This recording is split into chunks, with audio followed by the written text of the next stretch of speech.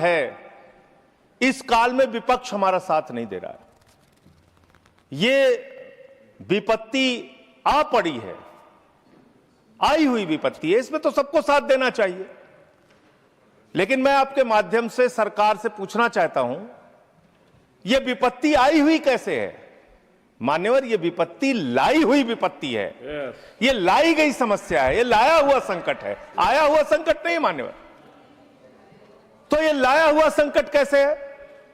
देश की जनता को नहीं पता था मान्यवर, आपको भी नहीं पता था, हमको भी नहीं पता था, लेकिन आदरणीय प्रधानमंत्री जी को पता था, देश के विदेश मंत्री को पता था कि जो हार्मोज का समुद्री मार्ग है, वहां से भारत की जरूरत का 60% कच्चा तेल आता है मान्यवर, और 50% भारत के जरूरत की गैस आती है, उसी रास्ते से आती है।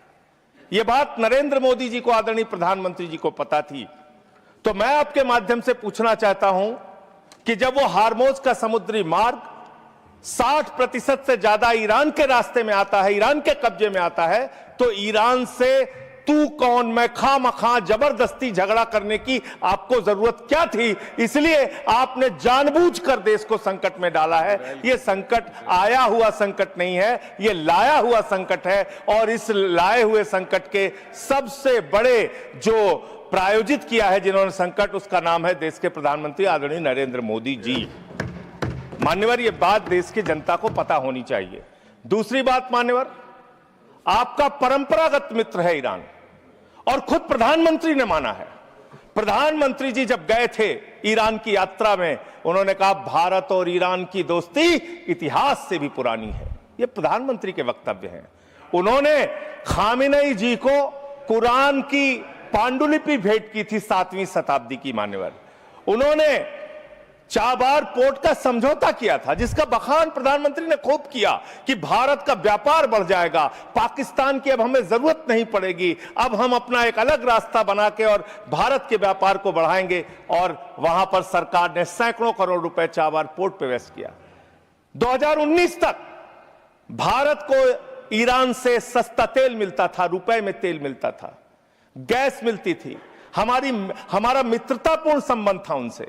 लेकिन भारत के प्रधानमंत्री खामेनेई की मौत पे खामोश रहते हैं। 160 स्कूली बच्चे मार दिए जाते हैं, खामोश रहते हैं। और इतना ही नहीं मान्यवर, ईरानी नौसेना को हमने अपने युद्धाभ्यास में बुलाया, और जब वो नौसेना का जहाज वापस जा रहा था, 100 नौसैनिक मार दिए गए ईरान के, अमेरिका के द्वारा। प्रधानमंत्री खामोश, हमारे मेहमान मारे गए, एक शोक संवेदना के शब्द हमने नहीं बोले। तो ये संकट भारत के ऊपर आपने लाया है, ये आया हुआ संकट नहीं है, मैं फिर से स्पष्ट करना चाहता हूं। दूसरी बात मान्यवर, दूसरी बात, आपने जो तेल और जो ऐसे समय में 60 रुपए घरेलू गैस का दाम और 115 रुपए कमर्शियल सिलेंडर का दाम आपने बढ़ाने का काम किया, तो पूरे देश में एक हाहाकार की स्थिति है। इसको नियंत्रित करने के लिए झूठ बोलने के बजाय सच्चाई को स्वीकार कीजिए।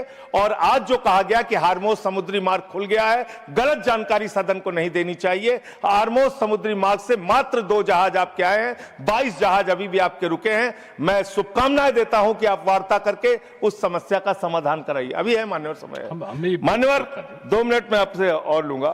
मान्यवर, दूसरा विषय, मैं आपके माध्यम से सरकार से अनुरोध करना चाहता हूं। हमारी सेना बहादुरी से देश की सुरक्षा के लिए लड़ती है, और उसके साथ साथ सेंट्रल आर्म्ड पुलिस फोर्स के लोग, जो हमारे केंद्रीय सुरक्षा बल के लोग हैं, वो भी लड़ते हैं, वो भी देश के लिए अपनी कुर्बानी देते हैं। पुलवामा में 40 जवानों ने अपनी शहादत दी मान्यवर, पुलवामा में 40 जवानों ने अपनी शहादत दी। और जो उनका काडर सिस्टम है, यूपीएससी के थ्रू उनकी भर्ती होती है। मैं बस 1 मिनट आपसे लूंगा, बस आधा मिनट, वो खत्म करूंगा, 1 मिनट में खत्म करूंगा सर। मान्यवर, जो यूपीएससी के थ्रू उनकी भर्ती होती है, उसके बावजूद उनके प्रमोशन में उनके साथ नाइंसाफी की जाती है। सुप्रीम कोर्ट तक से वो जीत चुके हैं, लेकिन बार बार उनके साथ नाइंसाफी हो रही है। और 1 मिनट में अपनी बात कह के खत्म करूंगा सर। जो प्रमोशन का सिस्टम है उनके साथ, जो अन्याय उनको झेलना पड़ रहा है, वो एक असिस्टेंट, एक डिप्टी कमांडेंट को जो सीआरपीएफ में है, अनुदान मांगने 18 का साल नहीं में, है। बस खत्म कर रहा हूं सर, विषय नहीं है ना। 1 मिनट में खत्म कर रहा हूं सर। उसी के लिए डिमांड में चाहता हूं सरकार के सामने एक प्रस्ताव है मेरा। 18 वर्षों में एक प्रमोशन मिलता है सीआरपीएफ के डिप्टी कमांडेंट को और असिस्टेंट कमांडेंट को 15 वर्ष में एक प्रमोशन मिलता है। यही हाल बीएसएफ का है। लेकिन जो आईपीएस बैच के अधिकारी हैं उनको 4-4 प्रमोशंस मिलते हैं। हमें आईपीएस के प्रमोशन से परेशानी नहीं है, लेकिन बीएसएफ में सर, खत्म कर रहा हूं सर, 30 सेकंड में खत्म कर रहा हूं सर, खत्म कर रहा हूं 30 सेकंड में। सर, मेरा सिर्फ आपके माध्यम से सरकार से इतना अनुरोध है कि जो हमारे केंद्रीय सुरक्षा बल के जवान हैं, जो हमारी वो सेना है, उसका मनोबल कमजोर ना हो जवानों का, और उसमें आईपीएस को उनकी पोस्टों पे ना बैठाया जाए। जहां डीजी, डीआईजी, आईजी बनने में उनकी योग्यता है, उनको उस पोस्ट पे बैठाया। धन्यवाद उपसभापति महोदय। 3 मिनट्स। धन्यवाद महोदय। महोदय, पार्लियामेंट हमरो भारत सरकार